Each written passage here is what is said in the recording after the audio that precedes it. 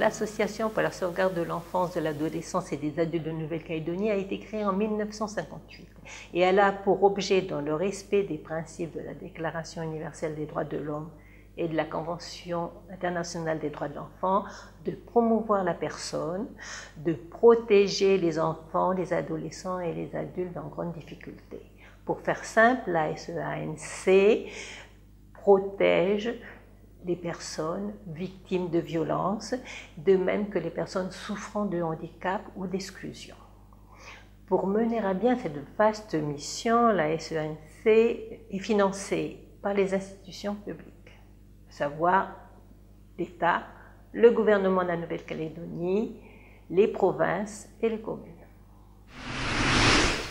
La protection est la première mission de la sauvegarde de l'enfance en direction des enfants, des adolescents et des adultes victimes de violences et non auteurs de violences. D'abord, avec les maisons d'enfants à caractère social, pour accueillir les enfants et les adolescents souffrant de carences éducatives, victimes de difficultés familiales ou sociales et pour lesquelles un éloignement momentané de la famille est nécessaire.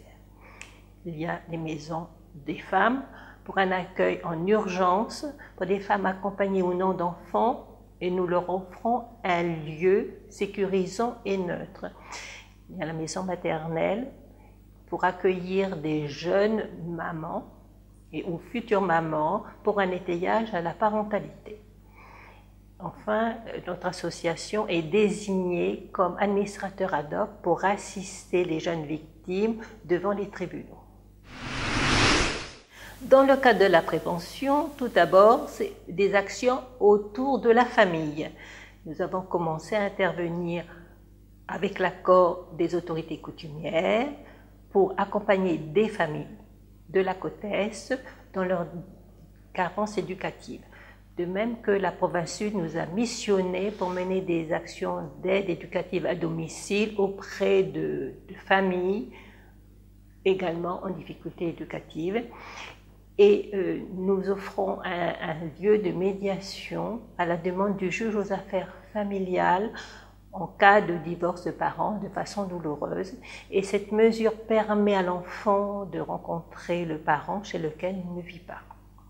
Nous menons également des actions de prévention autour de la famille en soutenant les parents afin de prévenir la déscolarisation de leurs enfants et de même que nous sommes présents sur l'espace périscolaire concernant la sécurité devant les établissements, concernant la sécurité dans les bus et lors des repas.